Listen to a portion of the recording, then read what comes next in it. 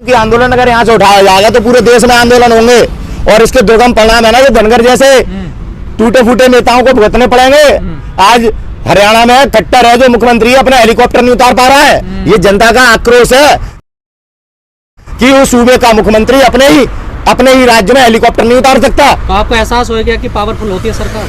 सरकार तो हमेशा से पावरफुल होती है, इसमें एहसास होने की क्या बात है। सवाल आप ऐसे मत करिए जो बेबुनियादी हो। सरकार पावरफुल कब नहीं होती? नहीं, आप तो नहीं कहते थे पहले सरकार, लेकिन जनता से ज्यादा लोकतंत्र हमारे देश में, हमारे देश के नागरिकों से ज्यादा बलवान नहीं है सरकार। समझ में आई? सरकार बलवान होती है। यहाँ से आंदोलन उठाने में 2 मिनट लगेंगे सरकार को, लेकिन इस आंदोलन को उठाने में जो देश में आग लगेगी उसे बुझाने के लिए नरेंद्र मोदी जी को दूसरा जन्म लेना पड़ेगा ना, तो भी नहीं बुझा पाएंगे। धमकी दे रहे हो सरकार? धमकी नहीं दे रहा, वास्तविकता बता रहा हूँ। समझते हैं मोदी जी, समझते हैं शाह जी, गुंडागर्दी गुजरात में चल सकती है, भारत के ऊपर नहीं चल सकती। इस धनगर को भी बता देना चाहता हूँ, हरियाणा में घूमने की औकात नहीं और आंदोलन सही वक्त पे चलेगा, ज्ञान देने आया। देश डुबा दिया, हरियाणा का व्यापार कर रहा है, हरियाणा बिक रहा है, बेरोजगार नौजवान सड़कों पे खड़ा हुआ है। आज खाद्य पे 700 रुपए बढ़ा दिए, यही 2 गुना आय के वादे करते थे, जो आज हमें ज्ञान दे रहे हैं कि आंदोलन सही समय पे। आंदोलन किसी के बाप में दम नहीं जो उठा ले, यहाँ से बलपूर्वक आंदोलन उठाया जाएगा ना तो उसके दुर्गम परिणाम पूरी भारतीय जनता पार्टी और आरएसएस को भुगतने पड़ेंगे, चाहे 1947 जैसे ही फिर क्यों ना इस देश में लड़ाई लड़नी पड़े अपने देश को आजाद कराने के लिए इन पूंजीपतियों से। आज पूंजीपतियों का गुलाम बन चुका है देश, इस सच को एक्सेप्ट करना पड़ेगा। अगर आप इस सच को एक्सेप्ट नहीं करेंगे तो आगे आने वाले दिनों में आप ही अपने बच्चों के भविष्य के जिम्मेदार होंगे कि आपने अपने बच्चों को गुलामी में छोड़ा। टीकरी बॉर्डर पर किसान बड़े हैं, कई हजार किसान आए हैं पंजाब से, क्या गाजीपुर बॉर्डर पे भी आएंगे? हाँ, अब चुनाव खत्म होने दो, अभी गाजीपुर बॉर्डर पे देखना। अभी हमारे जो उत्तर प्रदेश में चुनाव चल रहा है, प्रधानी का, जिला पंचायत का, बीटीसी का, ये किनके चुनाव है? ये किसानों के चुनाव है। किसान अपने चुनाव में अपनी ताकत को बढ़ा रहा है, ठीक है। सरकार तमाम तरह से षड्यंत्र करके लोगों को घरों में बंद करके लॉकडाउन के नाम पे डिब्बे बदल के अपनी जीत करना चाहती है। देश को बताना चाहती है कि किसान ये नकली है, जिस प्रकार से हवा बना रहे थे, हमारा मनोबल तोड़ने का प्रयास करना चाह रहे हैं। लेकिन हमारा मनोबल इन चुनाव के रिजल्टों से नहीं टूटेगा। हम रोटी की लड़ाई लड़ रहे हैं, अपनी जमीन बचाने की लड़ाई लड़ रहे हैं। आज प्रधानमंत्री कह रहा है, पेपर में मैंने पढ़ा है कि जहां जहां पे भंडारण हो रखा है वहां पे से छापा मार के भंडारण को खत्म किया जाए।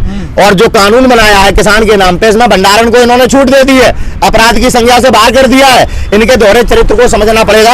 अपने लाभ के लिए, उद्योगपतियों के लाभ के लिए काम कर रहा है देश का प्रधानमंत्री। तो आपको एहसास हो गया हार रहे हो चुनावों में? कौन? आप लोग। हम क्यों हार रहे हैं चुनाव में? आप कह रहे हैं ना वो ईवीएम है ना, कि चुनाव से ईवीएम है ना, इसलिए कहना पड़ रहा है। जब चुनाव आयोग अपनी विश्वसनीयता खो चुका है, जब देश की न्यायपालिका सुप्रीम कोर्ट अपनी विश्वसनीयता खो चुका है, हम किस पर विश्वास करेंगे?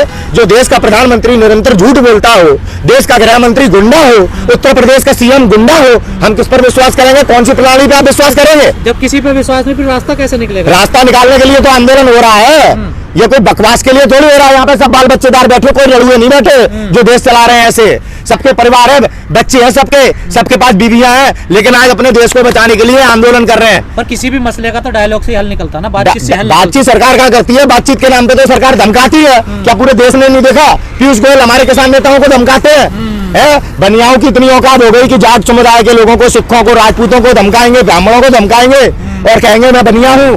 इस प्रकार की गुंडागर्दी नहीं चलेगी हमारे देश में। ये लोकतांत्रिक देश है। बिरादरी वाली बात अमित शाह करते हैं, उन्होंने बोला नहीं मैं बनिया हूँ, हिसाब किताब रखता हूँ। हम राजपूत है, हम भी हिसाब किताब रखते हैं। बनिया की टेटिया पे हाथ रख के हिसाब किताब ले लेते हैं, क्योंकि हम राजपूत है। हम हिसाब देते नहीं, हम हिसाब लेने वाले लोग हैं। याद रखिए और अमित शाह को बता दिए अगर पहुंच हो तुम्हारी तो वो नारा आपका सब खत्म हो गया कि सब एक हो गया, कोई जात सब एक है, कोई धर्म नहीं, सब एक है ना। तोड़ने का काम तो तुम्हारे अमित शाह और मोदी जी करते हैं। हम तो सबको एकजुटता के साथ लेकर चल रहे हैं। देश में मुसलमान आतंकवादी है, किसके लिए? भाजपा के लिए, भाजपा समर्थकों के लिए। देश में सिख खालिस्तानी है, किसके लिए? भारतीय जनता पार्टी के लिए। दरिद्र कौन है? दलित कौन है? दलित समाज के लोग किसके लिए? भाजपा के लिए। कौन सी पार्टी ऐसी है जो देश में आप लोगों को बांटती है सिवाय भारतीय जनता पार्टी के? और उसी आधार पर हमारे देश में फिर चुनाव लड़े जाते हैं। आप बट भी जाते हो? बढ़ जाता है पूरा। हम क्या बढ़ जाते हैं? देश बढ़ता है। क्या आप नहीं बढ़ते? क्या आप लोग नहीं बढ़ते? खाली मैं ही बढ़ता हूँ क्या? जिसका परिणाम आज पूरा देश भुगत रहा है आपके सामने। आज जीडीपी पे बात क्यों नहीं होती? आज बेरोजगारी पे बात क्यों नहीं होती? आज महिलाओं पे हो रहे अत्याचार की बात क्यों नहीं होती? बेटी बचाओ बेटी पढ़ाओ की बात करते हैं, दीदी ओ दीदी करके। हमारे देश में बेटियों को किस प्रकार से छेड़ा जा रहा है और ये प्रधानमंत्री की कार्यशैली है। हमें बताया था कपिल मिश्रा ने दिल्ली विधानसभा में कि कैसे प्रधानमंत्री महिलाओं का शोषण करते हैं। अब आंदोलन को आगे चलाने की क्या रणनीति है? आंदोलन जैसे चल रहा था वैसे ही चलेगा और आंदोलन ये जब ही समाप्त होगा जब हम बिल वापस कराएंगे और एमएसपी पे कानून बनाकर ही हम यहाँ से पीछे हटेंगे। बलपूर्वक हटाने वाले लोग अपने दिमाग में ऐसे गलतफहमी निकाल दें। जब लोग ही नहीं होंगे तो सुबह ही खत्म हो जाएगा। आपको क्या लगता है लोग नहीं होंगे? आपके कहने से नहीं होंगे या मोदी के कहने से नहीं होंगे या अमित शाह के कहने से लोग नहीं होंगे? कितना लोगों को डराओगे? कितने लोगों के तुम FIR करोगे? कितने लोगों के नाम? FIRों से डरकर ये देश गुलाम नहीं बनेगा और सरकार की तानाशाही में आके देश का नौजवान घरों में नहीं बैठेगा। आगे आने वाले दिनों में आपको जलजला दिखाई देगा इसी गाजीपुर बॉर्डर पे, इसी गाजीपुर बॉर्डर पे। अब तो शुरुआत हुई है। तब दिखा के जलजला जब तक बिल वापस नहीं होंगे और MSP पे कानून नहीं बनेगा तब तक जलजला चलता ही रहेगा। एक सवाल हम लगातार सुन रहे हैं पहले दिन से कि जब तक बिल वापसी नहीं घर वापसी। बिल्कुल। तो ये घर लोग क्यों चले गए? इतने लोग थे। अरे काम करने नहीं जाएंगे क्या? वापस क्यों होंगे फिर? आंदोलन का मतलब ये नहीं है कि कोई यहाँ पे आ जाएगा तो चाहेगा नहीं। तो नारे का क्या मतलब रहा फिर? कौन से वाले नारे का? घर वापसी नहीं। हाँ तो बिल वापसी नहीं तो घर वापसी नहीं। आंदोलन खड़ा हुआ है, आज अभी जरूरत पड़ेगी तो पूरा उत्तर प्रदेश का किसान यहाँ खड़ा मिलेगा, वोट भी नहीं डालेगा। एक आवाज देने की जरूरत है। प्रधानमंत्री कह रहा था ना 1 कॉल की दूरी पर है किसान, हमें धमका रहे थे तो हम भी बता रहे हैं कि 1 कॉल की दूरी पे ये देश का किसान 1 कॉल जाने के बाद में गिनती कर पाना मुश्किल होगा। 26 से भी ज्यादा बड़ी संख्या में यहाँ पे आपको लोग दिखाई देंगे।